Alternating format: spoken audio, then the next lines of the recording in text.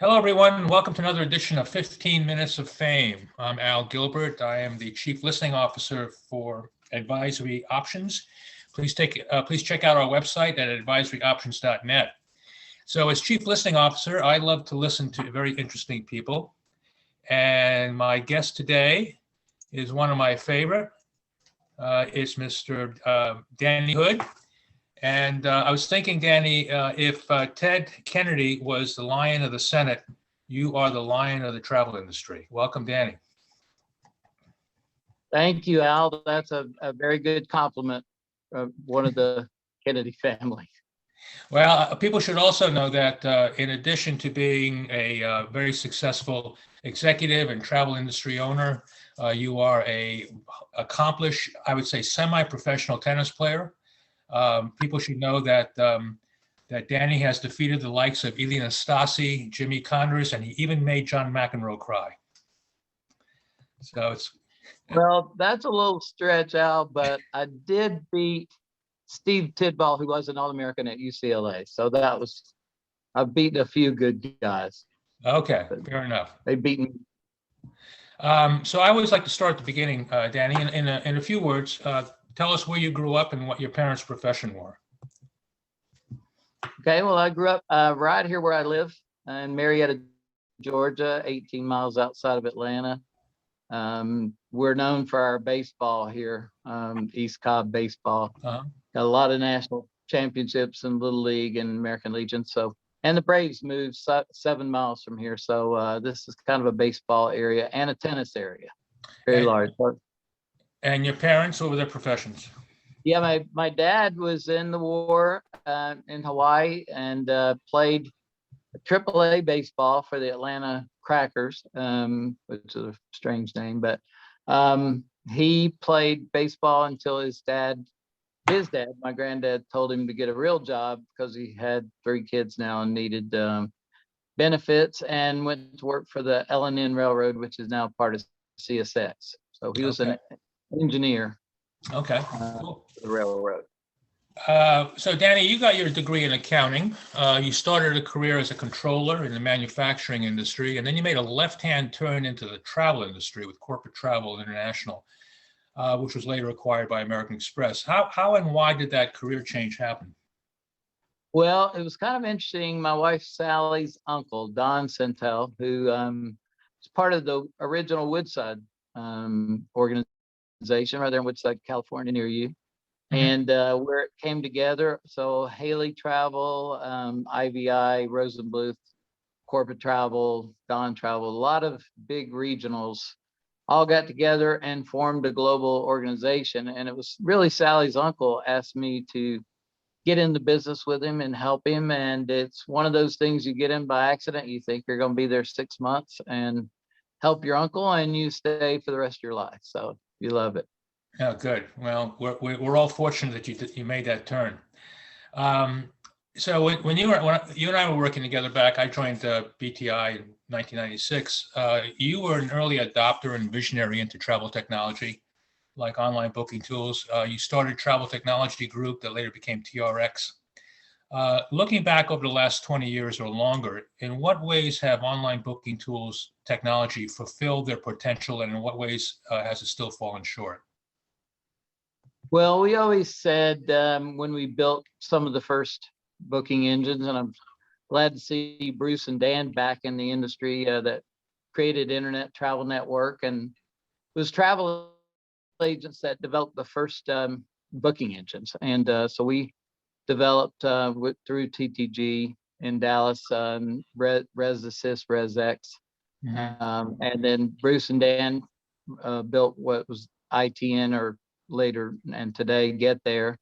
And so we were all thinking that self-service reservations, we hated the term agentless because we knew en route that agents were supportive of the whole trip, and air, hotel, car rental, car hires, Airbnbs, everything that's so complex, you needed to have really that customer service support. So we got into booking engines and middleware with Core and CoreX, and then when we got into the technology, then we got into fulfillment with Microsoft when we won that contract to do the original fulfillment in October 96 for Expedia. So we learned that fulfillment was something we were really good at, middleware, software, self-service reservations. But obviously, it's great to have been a pioneer early for e-commerce, but those sites are still doing great today. Yeah. So where do you think the technology has still fallen short, relative to what you thought would happen? Well, a client of ours, you would remember this because they were in your area, way back when PeopleSoft, Oracle ended up acquiring them. I remember their lead, senior contact, he said, I see the end-to-end solution as going from our HR system through to expense management, through to the general ledger. And I always thought, that makes so much sense. And there were so many players in that end-to-end solution. And so to me, I still think even though Concur and others have fulfilled a lot of that, I still think we're not from the HR to the general ledger seamlessly with great customer support behind all the processes. Okay, that's fair. So you founded World Travel Partners, which became World Travel BTI, which morphed again into one of the three largest travel companies in the world, BCD. Danny, looking at you, I'd say you've got the Midas touch. Have you had any business disappointments over your career? Oh, wow. I always say you learn a lot by failure. We tried a lot of things that didn't work, but we never seemed to stop trying. So we always would figure out some kind of business model that worked.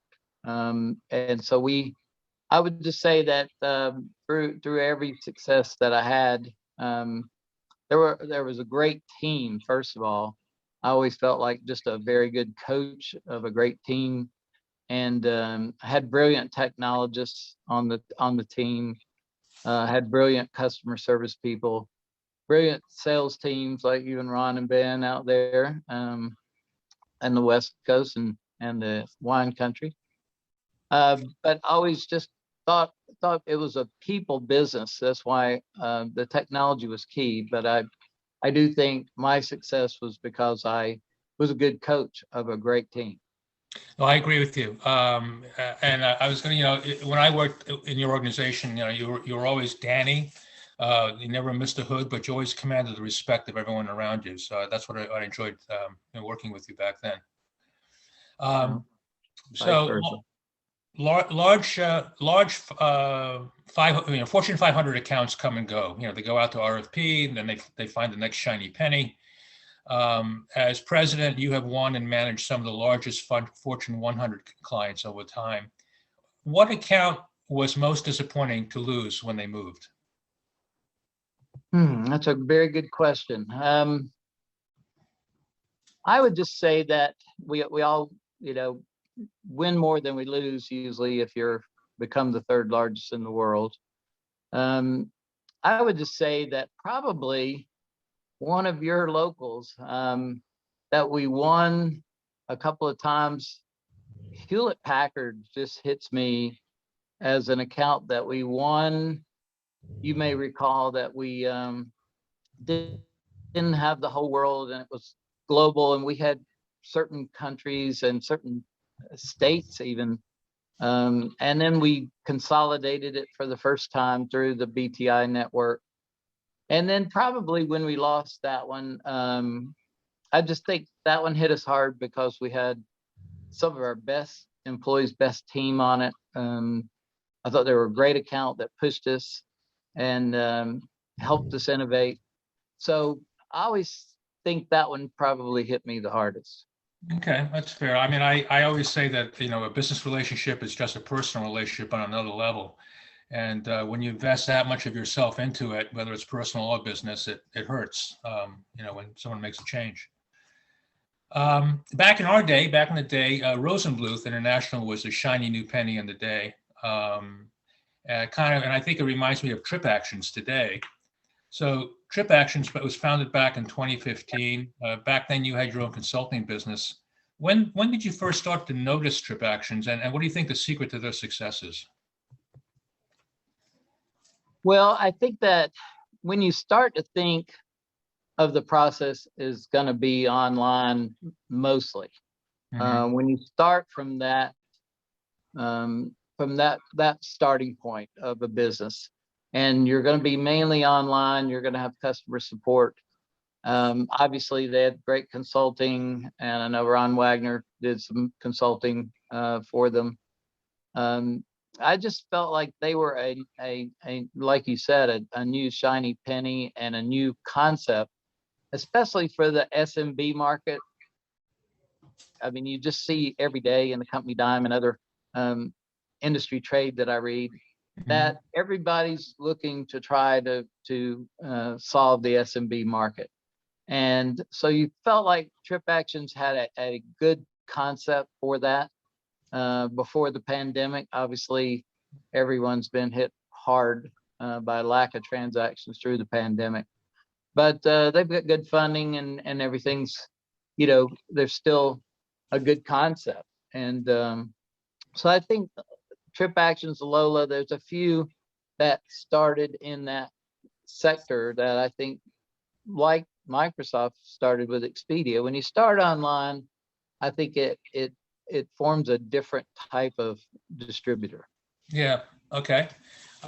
In June of 2020 of this past year, you came out of what I call semi-retirement to be on the board of CapTrav.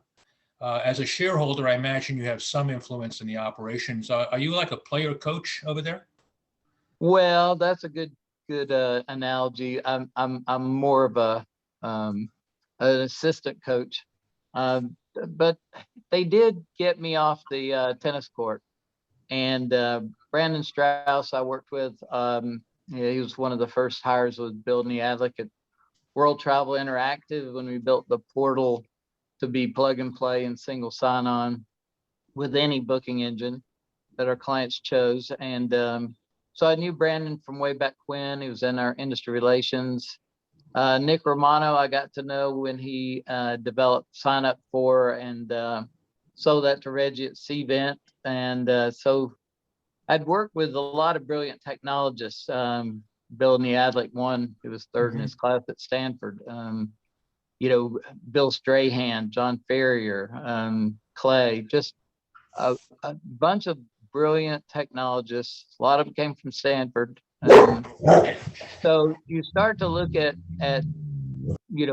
I like to see a brilliant technologist behind it and some marketing minds and visionaries to drive the product. So I would just say that I've tried to help drive the product development. I've got great young partners who are still hungry, but it's self-funded by the three parties and plus some others. But it's got clients, real technology, and not a lot of large investments. Been a lot of sweat equity to build it where we are. Okay. Well, back in our days together, TMC management reports, they were never really accurate, totally accurate. What people booked was not necessarily what they bought, except for the airline ticket. The ARC reports were always 2 weeks behind the publications. The syncing to the credit card was always a challenge. Is CapTrap the answer? Well, CapTrap is one of the answers. It's a great tool. Obviously, it's not built to replace your TMC. It's not built to really not work with a corporation directly or both. And so it's not a disruptor as far as that's concerned. However, a few things that eluded me that brought me back in was we never really developed the super PNR. We never really developed and captured leakage, especially in the hotel area. So CapTrap, to me, I wanted to make sure that we got every transaction for a client. whether they book directly. And so working with the corporate IT and having the email confirmations and being able to capture all of that data, and the number of data elements is amazing, and be able to pre-populate expense reports with that data that, and to me, it was transactions that were not getting booked by the TMC, that you could use CapTrav to charge fees to consolidate the CapTrav data, which may have been booked directly with the airline, directly with the hotel, directly with the car hire or the rental car. So to me, the rail. So you start to look at it and you go, we're capturing leakage. We're capturing transactions that nobody was capturing. Yeah. So let me ask you this, and I'll tell you, this is a loaded question. Given the CAP's travel value proposition is that it can capture travel data no matter what the source, are you of the opinion therefore that the TMC model is no longer necessary for effective travel management? No, coming from a TMC, I still think a TMC model is definitely needed, especially for the large, complex multinational corporations. That we look at this technology and we say, well, is it working this way in India? Is it working this way on a global basis for every single traveler? Mm-hmm.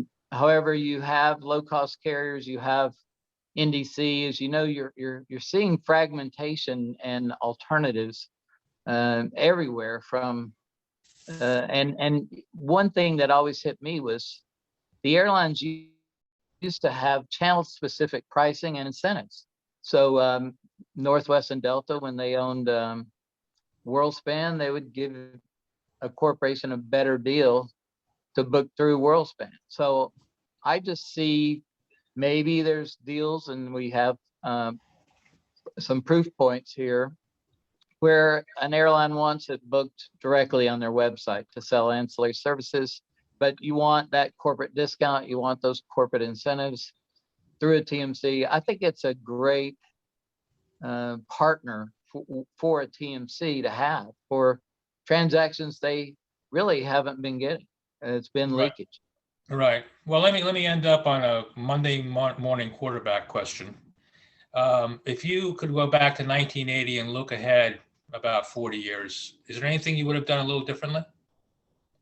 That's a great question as well. Something that Rich Barton, who is one of my heroes, Rich was our senior contact at Expedia with Microsoft, and of course, then he, we were the fulfillment partner. Then he started Zillow, and he's just a great entrepreneur and made a lot of money when Expedia sold to Barry Diller and Interactive Corp. And I just remember Rich and I having this conversation that I still think made a lot of sense. I think there's too many players in the distribution channel. And at the time, WorldSpan was inside Expedia, now Sabre is. But we were looking at, what if, at the time it was World Travel BTI, what if we became Expedia Managed Travel, and we bought WorldSpan and we became Expedia Managed Travel, and you had the consumer, we had the fulfillment, we had the middleware, we had the booking engine, we had everything there. Then it may have caused dominoes to happen, with Carlson and Travel Corp get together, or Apollo get together with Amex, and Sabre get together. I always thought the distribution channel had too many players, and collapsing it may have made a lot of sense. And Rich got a better deal from Barry Diller, or we may have been down that path. Okay. Well, Danny, I really appreciate it. We've been talking with Danny Hood, the lion of the travel industry, a great guy. Pleasure to work with you, Danny, over the years, and I wish you all the well in your never retirement, I'm sure. Yeah, I see a lot of people with first time retirement, second time, but I love the people, love the business. So thanks, Al. You've been a great employee and friend all these years. I appreciate it, Danny. Take care now. You too.